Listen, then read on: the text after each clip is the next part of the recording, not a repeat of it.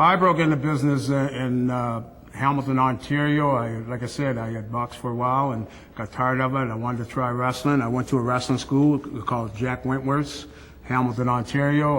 I trained there for about a year and a half. And I had my first match in CFTO on Toronto TV. And from there, I went on to have a wrestling career. And at first, it was very hard. It wasn't making the money that these kids are making today. It was when you traveled, there was always 4 or 5 in a car, or there was 4 or 5. One would go in and get the hotel room, and 2 or 3 others would sneak in, because it was hard. But when we did make it, it made us appreciate it a lot more. Well, the one that would help me, I would say, would be, he's not living today, Bobo Brazil. When I first started, he guided me, he helped me, he took me to the gym, showed me different moves, he showed me the ropes, he showed me what to expect going from town to town. He just spent a lot of time. He took me under his wing, and I never ever forgot him for that, because he was the first one to take me out of Canada, to take me to California. And he went to the promotion in California and said, hey, I got this kid here, I want you to take a look at him. And really, he didn't have to do that. And the standards today, they're not going to do that. It's like, I got mine, you get yours. And that's why I would never ever forget him till the day I died. I figured either I'm going to make it, or I don't want to get an 8-to-5 job the rest of my life. And it was very, very hard. And I had some good opponents. I had some real bad ones. I've had some that tried to hurt me. And you're going to get that in today's standards too. There was a lot of jealousy, and there is today. And that's something you can't take personal, because it's professional, not personal jealousy. But I can say I survived. Here I am, for what it's worth. You know, wrestling there's a lot of injuries that you have to cover up from the public. You know, I've had my ribs cracked, broke, I've had my nose broke. Some of these teeth are mine. I guess they're all mine. I paid for them, but I had some of my teeth knocked out, got broken ankles, knees. And the bad point about our sport is we have to go back in the next night. Or, we can't get a knee injury and say, I got to take 6 weeks off. They shoot it up, and away you go.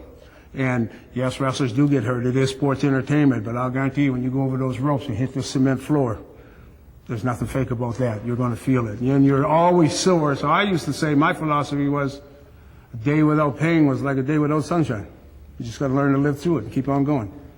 Well, I never really had a gimmick. What I had was, I used to do the shuffle and the jabs, because I came up with that because I was a fighter first. I was a professional boxer, and I left boxing to get into professional wrestling. And I kind of one day just started throwing the jabs and doing the shuffle, and the people really went crazy for it, so that's how it caught on.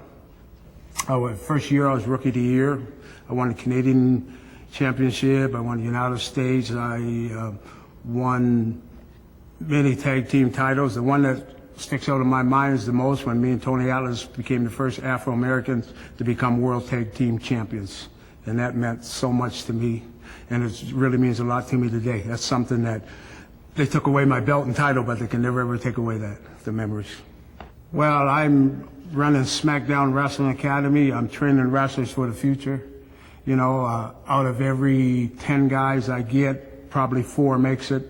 What makes a great wrestler, get into that point, is somebody that lives it, sleeps it, dreams it, trains, and nothing comes first except wrestling. And to make a good opponent, you got to be able to feel it. When I can go in the ring with somebody and I can feel their body language, I can know what move they're going to do before they do it, and they're going to know what move I can do. Now, that's a very, very chosen few. But there is some out there, like I can name 4 or 5 of them. I could probably name 10 of them that are great wrestlers. I mean, superstars I'm talking about. And how many superstars do you have of the hundreds of wrestlers you got? You don't have that many. But that's what makes it. When they got pain, when they're hurt, they go in anyway. You got to learn to suck it up and go, not sit and saying my back is sore, my knee's sore. When they come and tell me that, I tell them straight to their face, you want sympathy? Go home to your family and get it. I don't give it here. And if they come back, then I know they got what it takes.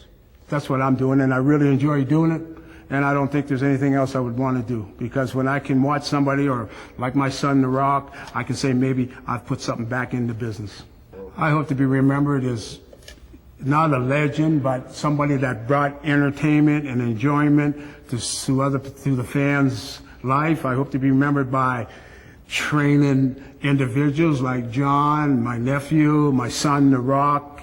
I hope to be remembered in that way. I don't want to be remembered as a big superstar. I don't want to be remembered as somebody better than anybody else. I was just country trying to make it in a big city.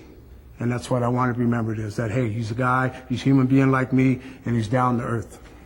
This goes to all of you that you think you can wrestle The Rock and you want a piece of me. Well, you can get a piece of me anytime you want. But to get some of this, you better bring a whole lot of that. And this is the real Rocky talking to you, not that jabroni Rocky behind the camera. And how do I know? Because the real Rock said so.